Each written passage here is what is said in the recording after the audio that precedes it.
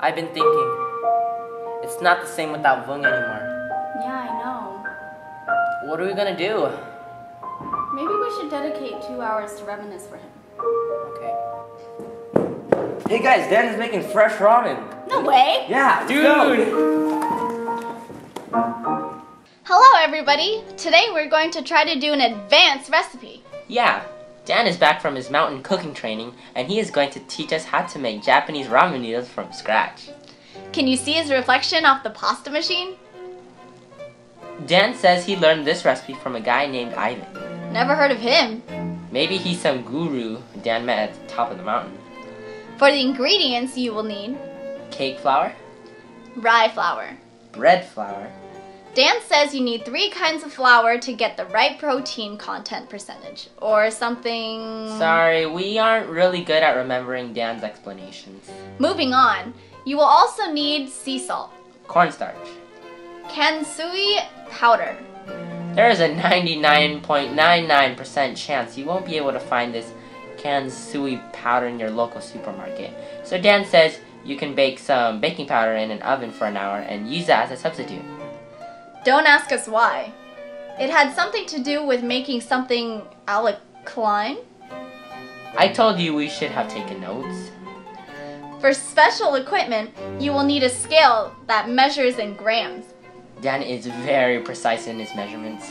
And finally, a pasta machine, wax paper, and a stand mixer. First, we are going to toast 18 grams of rye flour over low heat for 4 minutes. You want to brown it, but not burn it. Once the rye flour starts to brown and smells toasty, remove from heat and let it cool on the side. Now, measure out 135 grams of water, 3 grams of sea salt, and 2 grams of baking powder. Pour the salt and the baking powder into the water and stir for a couple minutes until completely dissolved.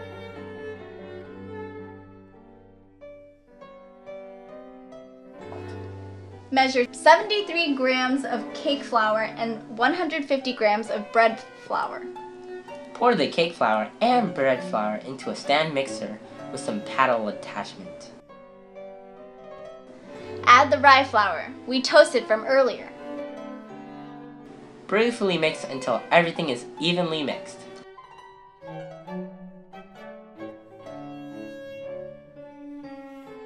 Take off the paddle attachment and put on the dough hook attachment. Turn the stand mix back on the medium-low speed.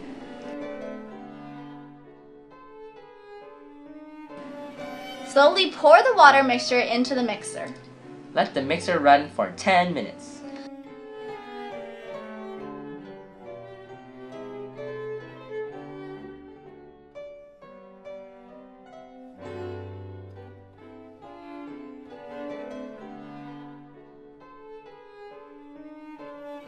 Turn off the mixer and make the dough into a ball.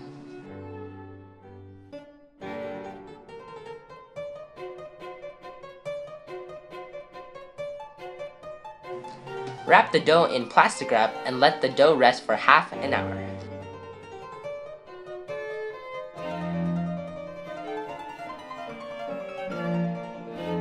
Pour some cornstarch onto a sheet of wax paper.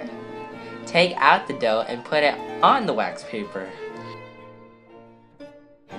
Cut the dough into 2-inch pieces.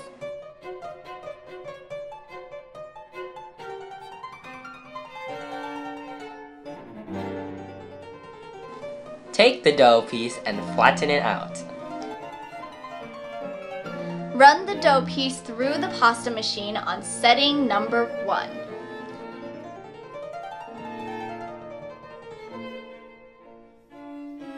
Put some cornstarch on the dough and fold it in half.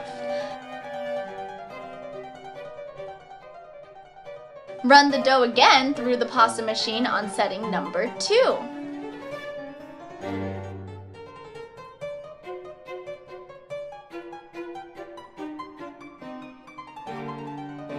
Put some cornstarch on the dough and run it through the pasta machine on setting number 3 without folding.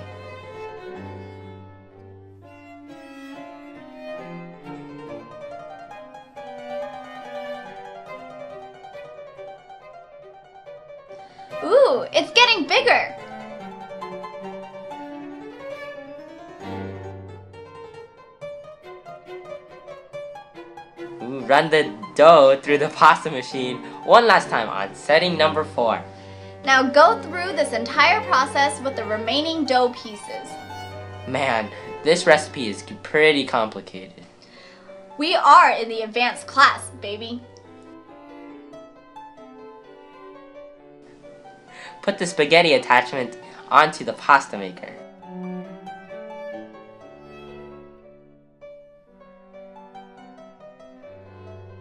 Run the dough through the pasta maker.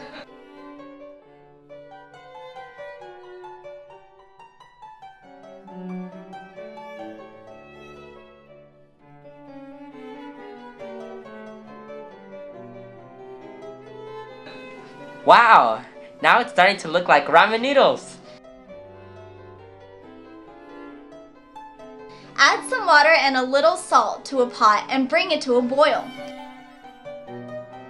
Add the ramen and lower the heat.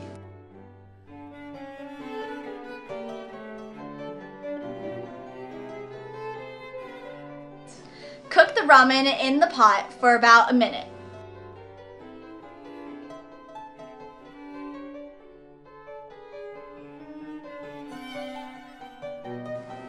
Turn off the heat and then drain the water.